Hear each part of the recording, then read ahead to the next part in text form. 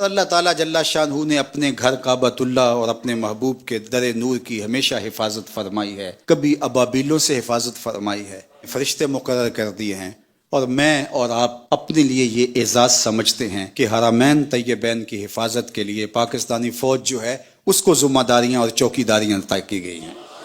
اس پر ہم اللہ کا جتنا بھی شکر ادا کرے کام میں، یہ ہمارے لیے مسرت کا اور خوشی کا مقام اور موقع ہے۔ کہتے ہیں ابابیل میزائل وہاں ہم نصب کریں گے، تو گویا ایک وہ ابابیل تھے اور ایک اللہ نے ہمیں جو ابابیل عطا کیے ہیں، یہ اللہ کی عطا سے ہی نصیب ہوئے ہیں۔ تو آج ہمارے ابابیل اللہ کے گھر کے پہرے کے لیے نصب کیے جا رہے ہیں، یہ پاکستان کا اعزاز ہے۔ اللہ کرے پاکستان کو وہ ہمت ملے کہ پورے عالم اسلام کی نصرت کے لیے کھڑا ہو سکے۔ اللہ جل شانہ پاکستان کی افواج کو وہ طاقت، ہمت، حوصلہ، توانائی، جرأت عطا کرے کہ یہ اپنے بھائیوں کی مدد اور نصرت جو غزہ کے اندر پھنسے ہیں ان کی کر سکیں، اور یہودیوں کی آنکھوں میں آنکھیں ڈال کر کے کہیں کہ تم ان کو نہیں چھیڑ سکتے، یہ محمد عربی کے غلام ہیں۔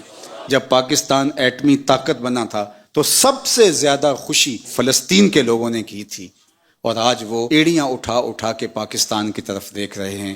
اللہ کرے ہمارے بیڑے جلد پہنچیں اور اس پہ ابابیل اور حطف اور ہمارے میزائل نصب ہوں، اور اسرائیل کو قرار واقعی سزا دیں، اور اسلام کا جھنڈا پوری دنیا کے اوپر بلند ہو۔ دنیا کے 44 ممالک جو گلوبل سمود فلوٹیلا کے نام سے کشتیوں کے اوپر غذائی اجناس اور کچھ دوائیاں لے کے غزہ کی طرف بڑھ رہے ہیں، اس کا محاصرہ توڑنے کے لیے ہم ان کی مکمل سپورٹ کر رہے ہیں، اور اللہ کی بارگاہ میں دعا کرتے ہیں کہ اللہ ان کو خیر کے ساتھ منزل پہ پہنچنا نصیب فرمائے۔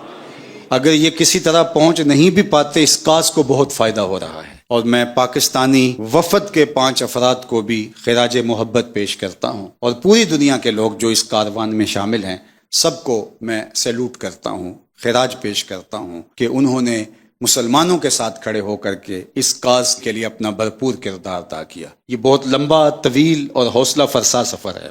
رات بہت تموج تھا بحرہ روم میں، اور آگے چلنا مشکل ہو گیا، تو یہ پھر جزیرہ سسلی کے کنارے پر لنگر انداز ہیں۔